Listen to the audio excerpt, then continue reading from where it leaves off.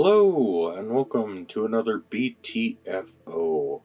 Today we're going to be talking about him and one battle after another. Him is going to be very brief. Most of this video will be about one battle after another. So starting with him, because it's the spooky month, we'll try and cover more horror movies. Well, what could be more spooky than a terribly, terribly written and put together movie? Him is, because, like, genuinely, I don't like to use the whole, like, oh, it was made by AI criticism a whole lot. Like, you know, to me, it's like, it probably wasn't. It probably was a human. But on this one, I'm really not sure. Just, like, the way that it's put together and the way that, like, the dialogue works, how events just sort of happen, and it feels like just a bunch of different, like, chunks of random ideas from places that are just sort of slapped together, and it's like, yep, there you go. Like, it really does feel like somebody was just like, hey, ChatGPT, give me a 90-page script about a football horror movie that's vaguely inspired by religion and race. And, like, it's really confusing, where the whole premise of him is, you've got this up-and-comer football player who is going to train for a week with the GOAT, his idol, and basically he's training for a week with him because he's just coming back from having this, like, severe head injury, because some random person found him late at night and just bashed him over the head. And I guess it's not entirely a random person, because we'll find out by the end of the film that was part of the football team's owner's plan to make the greatest football player of all time, was to give him severe head trauma immediately. So yeah, you know, obviously a very smart villain.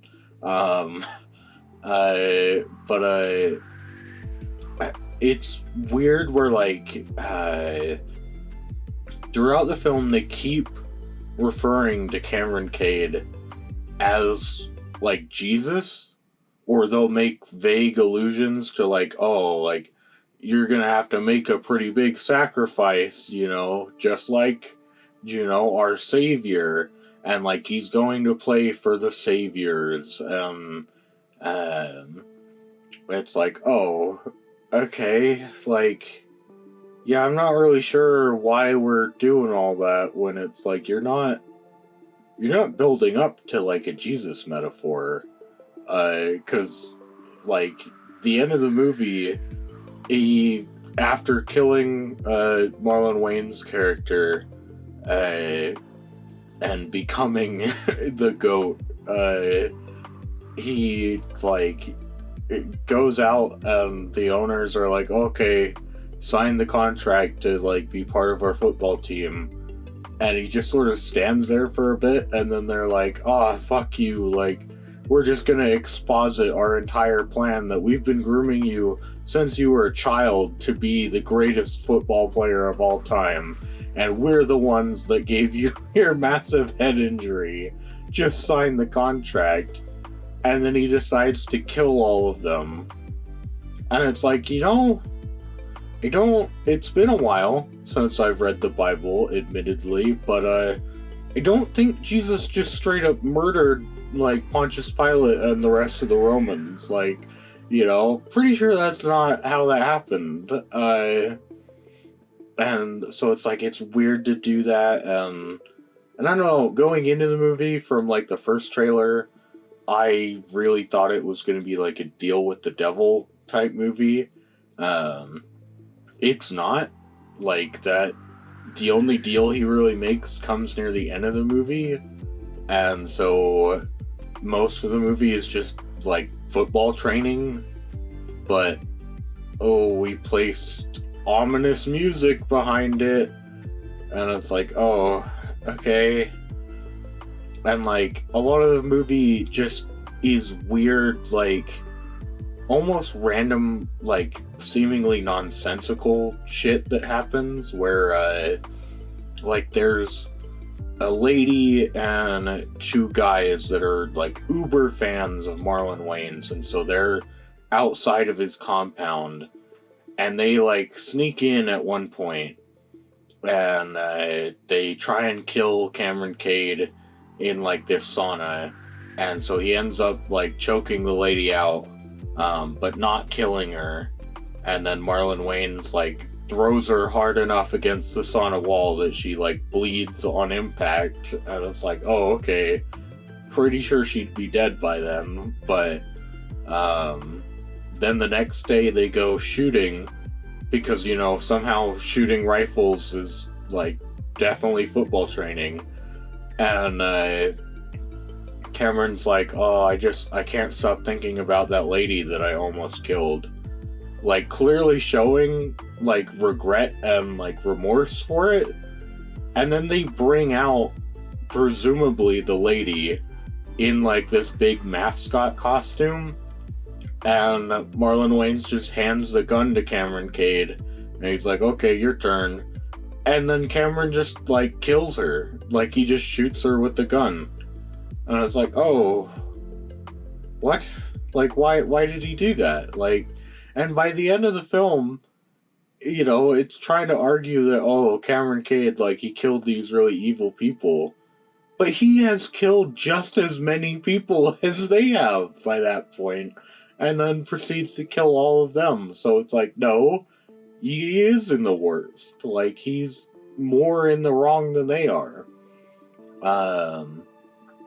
And it's also funny because, like, I don't know, maybe it was just my theater, right? Like, for me, sound mixing is always a question of theater. Though, like, my theater, I don't typically have issues with sound mixing. But, near the end, or, like, right at the end, he kills the owner of the football team, and he like decapitates him, and then he says something along the lines of like, shut your fucking mouth. But because the music is so loud, you can't hear the last thing that the owner says, that is supposed to be this like thing that really pissed off Cameron enough to like behead the guy. And it's like, oh, yeah, maybe don't have the music be really loud. And like that's the most prominent example of that in the film, but like that did happen multiple times during the film where it's like, man, the music is really loud. Like, you know, it's not like the dialogue's great. You know, it's not that I really want to listen to it. But if you're gonna have dialogue, you know, maybe make it so that I could hear it. But yeah, so that's him. Don't go see him. Him is just an awful experience. And then on to One Battle After Another, which isn't a horror film, but I did kind of want to talk about this, mostly because I think the reaction around the film is bizarre and baffling to me. Now, I'm not hyper political, right? Like, I like to vaguely keep track of political issues, but like, you know, I've got my problems with both sides, and you know, I think anyone that just goes, oh, well, my side's correct, it's like, oh, well, you should probably like evaluate the world a little bit harder. Um, but I don't know, like, I feel like I saw a different movie than a lot of people, because to me, One Battle After Another, it's really entertaining, but a lot of that I don't think is on purpose. Like, I found a lot of ironic enjoyment out of One Battle After Another, but, like, you know, people are going on and on about, oh, it's this masterpiece of cinema, like, what an important film to come out. And it's like, guys, did you not see the fucking, like, Madam Web level dialogue in there? Like, you know, I'm sorry, but, like, it's really funny when they have Lockjaw go up to Bob in a grocery store and ask him, do you like black women? 'Cause I love them. And it's like, what the fuck? Like, you know, and like, you know, sometimes I get it is supposed to be comedic. Like, I'm pretty sure that his whole I was raped in reverse speech, I'm pretty sure that is supposed to be comedic. But it's like, I don't know, like, the stuff with the Christmas Adventurers Club, and I'm pretty sure it's Tim is the name of their, like, assassin guy. I don't know that that's supposed to be funny. It is funny, right? Like, I think it's funny to watch them, like, walk in the room, cross their fingers, and go, "Hail Saint Nick," or "All Hail Saint Nick." Like, that's pretty funny. And then it's also funny when they're like, oh, like, Lockjaw, he may have had an interracial relationship. And then Tim goes, what race? And it's like, does it matter? Right? Like, you know, you're already portraying this as like, oh yeah, these are uber racist who, like, actually want to purify the world and make everyone white. And they're asking about, like, oh, well, which race did he have an interracial relationship? You know, it's like, what does that mean? Like, you know, would it matter? Unless they're doing the, like, because that's the thing where I genuinely, if it weren't for the ending of this movie, like, if the ending for this movie was different, I might actually agree that, like, this is an important film, but not for the reasons that people are saying. Because I think, unfortunately, so just to cut to the end, basically the whole plot is, there are revolutionaries, Bob, I forget what his actual name is, but he's Bob for most of the film, Leonardo DiCaprio. He has a relationship with this one lady, and she's kind of crazy. At one point in the film, they present it as like, oh, yeah, people didn't really like her. She was going a bit too far. They dropped that by the end of the movie, which is like, why did you drop that? Like, you were correct. She did go too far. She killed an innocent person. Like, you know, what are you trying to advocate for?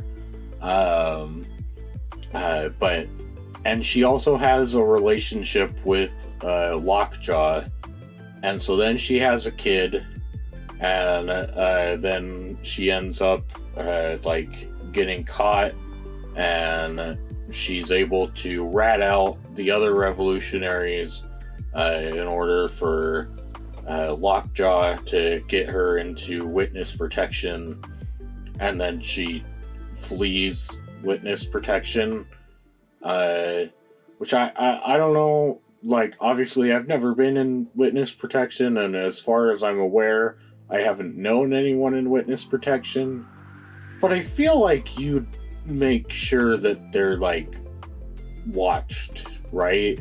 at least for a good while after entering witness protection, because obviously they need to be protected. But I don't know, unless the film's trying to say that Lockjaw himself was like, yeah, I'll do that, which it's like, no, we have people that do that. Like, like, as far as the film's concerned, he was an immigrations officer. Like, it's not like he's some high up, like, military officer until he turns in the revolutionaries. And turns in is a stretch, too. He kills most of them. But, so then cut to 16 years later, her daughter's 16, and Lockjaw wants to join the Christmas Adventurers Club of super racists. So in order to do that, he has to make sure that they don't find out about his love for black women, and so he needs to find this girl, and it's really weird because the film can't decide, does he want to kill her or not? And like, if there was some exploration with his character about that, I think that could be good. However, the film just goes back and forth between like, oh, he's really determined to capture her, and then he does the DNA test, and which is really weird, where he's like, okay, well, like, if it comes out negative, like, I'll just let you go, but if it comes out positive, then we've got a problem. And then his solution to the problem is like, okay, well, I'll take you to someone who will take you to another person, and then they will kill you at some point in time. And it's like, dude, just fucking kill her, like, and it's like, oh, but that's his daughter. It's like, well, is she? Like, I don't know, man. Doesn't seem like he's given a shit for the past 16 years. Like, it's like, I don't know, maybe if they explored that a little bit more, you'd have something there. And so Leo, or Bob, is on like a side quest to find his daughter throughout most of the movie. And so at the end of the movie, Lockjaw's dead, and Bob and his daughter are reunited. And then they have his daughter reads a letter from her mom that's like, hey, I know that I abandoned you and, the family, but, the cause, it's real important. Which it's like, she shouldn't believe that. Like, she knows from the other revolutionaries that her mom ratted everyone out. So it's like, yeah, sorry, but, like, she shouldn't believe a single word of her mom's letter. Like, she should be like, oh yeah, you're a selfish piece of shit. Like, but then she's so inspired by it that she decides to, quote unquote, continue the revolution. It's like, oh, what? Like, I don't know. I feel like this film could have been really good if at the end of the movie she decided, fuck all of you people. Like, this is so absurd. I don't give a shit about any of this. I just want to live my life. I thought that's kind of where we were going because of how absurdly abstract and extreme the politics were being shown. Where it's like, sorry, but I don't believe for a second that, like, the revolutionaries, it's like, I don't think they ever really present why they feel that they can't vote anymore, because, like, that's something that her mom says, and is apparently a part of their revolutionary text, that they are done voting, and that they're just gonna tear the system down. And it's like, oh, so she would have said that 16 years ago. So, depending on when the actual film takes place, Obama was president or was about to be president. It's like, what the fuck are you talking about? Like, oh yeah, the racial inequality is so bad that, like, you know, we're not gonna vote anymore. We're gonna tear down the system. As they put a black man in charge of the system. Like, what the fuck? You know, it's like, oh yeah, they didn't think that one through, did they? Like, and it's like, that's kind of where I was like, oh, okay, yeah, so we're presenting both sides as, like, hyper retards, right?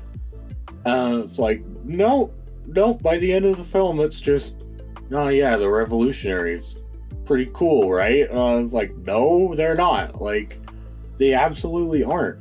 And it's one thing where, like, because I think if you were going to do it criticizing both sides, I actually think all this stuff with, like, the left side of the aisle, all those politics, I think that's all fine. I think they needed to have more jabs at, like, the right, because, like, you know, like, it would have been nice in the church scene if Lockjaw had maybe tried to explain some of his philosophies to Willa, like, you know, maybe describe what makes him do what he does, because as far as I'm concerned, the film just goes, oh yeah, on the right there's a whole bunch of racists, and, you know, they're all really racist, and also they enforce immigration laws. They don't like illegal immigrants. And it's like, yeah, like, you know, it's like, I don't know, man, like, I feel it's so bizarre to me that a lot of, like, you know, left-leaning people have taken this film as like, oh yeah, this is amazing, because it's like, guys, this movie, like, you do understand that this movie is way more critical of your side than the right? Like, you know, because it's like, yeah, everyone agrees that, like, racism is bad. But it's like, sorry, I don't think that saying, hey, we don't like illegal immigrants is anywhere near the level of, yeah, we're just gonna rob banks and fucking kill innocent people, blow up buildings and stuff because we're not getting our way. We're refusing to use democracy. You know, like, the revolutionaries literally refused to vote. And it's like, oh, so they're, like, actually authoritarians then. Like, as much as you want to sit on your soapbox of, oh, the right, they're all fascists. It's like, no, the revolutionaries in this movie are authoritarians. Like, they don't believe in letting people vote. Like, you know, like, they don't believe that works. They believe the only system that works is one with them in charge, telling everyone what to do. Like, I don't know, to me it's just bizarre where it's like, I feel like I watched an entirely different movie than everyone else, because, like, guys, I don't think this movie is really supportive of the left. Like, don't get me wrong, I think by the end it tries to be, but it's like, yeah, sorry, too little too late.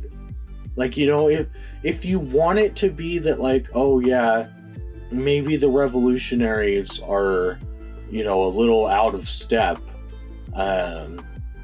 but, like, you know, you as the audience are gonna root for them. Because to me, it's like, I think about, like, Saw Gerrera in Andor, right? Where it's like, a lot of the stuff that he's shown to be doing isn't super cool, but it's like, well, Andor takes the time to actually show off why the Empire is so bad. Like, you know, it doesn't just stop at, well, yeah, Empire bad. Like, you know, obviously they're stormtroopers, and that's like Nazis. It's like, no, they go a bit farther in, like, showing just how bad the Empire is, and, like, how that system itself is oppressive. Whereas this movie, despite being, you know, 2 hours and 40 minutes doesn't, like, the worst it says the government is, like, they enforce immigration law. Because to be clear, it doesn't even say that the government is controlled by the Christmas Adventurers Club. Like, if anything, the Christmas Adventurers Club specifically go out of their way to say that they very rarely let members of the military into the Christmas Adventurers Club.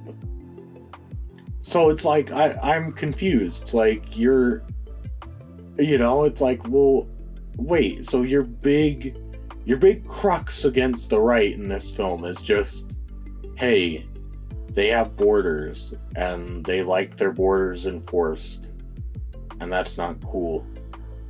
It's like, oh, okay, I feel like you could go a little bit harder, like, I don't know, that's the thing that's really bizarre to me, to see, like, a bunch of left-leaning people be like, oh yeah, this film's amazing, when it's like, guys, they really don't criticize Republicans that hard. And at the same time, it's like, no, if you're gonna sit there and go, yeah, the revolutionaries are amazing, it's like, yeah, I don't think you should be saying that. Like, the revolutionaries are terrorists. Like, they are authoritarian fucking terrorists that want, like, to destroy the system so that they can have whatever they want. It's like, yeah, that's not good. And so, to me, I don't know, if it weren't for the response to this film, I would wholeheartedly recommend it as a fun film. Because to me, that's all it was pretty much just a fun, like, I got a lot of enjoyment out of it. Like, Bob's whole side quest to find his daughter is pretty funny throughout, and, like, intentionally funny, a lot of the times. Like, I really do love the exchange where he's like, it's his second or third phone call, and he's like, look, man, I cannot for the life of my daughter tell you what the time is. And then Benicio del Toro just comes in and says 8:15. Like, that's pretty funny. I really like that. And, it's like, that's kind of where I'm in a weird spot with this movie, where it's like, I don't think it's a very good film. Like, I think it's very confused as to what it wants to be. And, like, I think if it... what's the best way to describe this? I think that it could have been what it wanted to be a lot better than it is, if that makes any sense. Where, like, I really think that the execution is not up to the level it should be. And, so I don't know, it's a weird, like, I enjoy it, I do find it to be a pretty funny and fairly entertaining movie, in spite of how long it is. Like, I don't know, at least to me, it really didn't feel all that long. Like, it did feel like it should have probably ended, like, near around the time they leave the church. That, like, everything after that is a bit like, okay, now we're just doing this now, okay? Like, and it's like, I don't know, I feel like there could have been a lot of condensement of a lot of stuff in the movie, but ultimately, I really, like, I don't get the reaction to this movie, because to me, it's like, it's not serious enough to take seriously, I guess. Which I find is incredibly weird, because you've got both sides taking it very seriously and, like, arguing intensely about the movie. And it's like, no, like, I don't know, man, like, I think it's fun. I don't think it, like, if you're trying to point to it as this really well done, like, masterpiece, it's like, no, it's not that either. Like, you know, I don't think it's a horrible movie, but like it's also not great. So it's like, I don't know, I find it weird that there's been such a level of reaction to a very mid movie. That, like, I don't know, for all the commentary it wants to have, it's a very unserious movie. But yeah, I guess that's about it for my my brief thoughts on one battle after another. If you have any other thoughts, you know, I'm happy to discuss them down in the comments. But yeah, I hope you enjoyed this. You know, I don't know. I'm kind of hoping that I'm not alone on this with my perspective on it, but who knows? Maybe I am. But if you've gotten this far, thank you for watching. It actually does mean quite a bit to me. And well, I'll see you next time. Bye.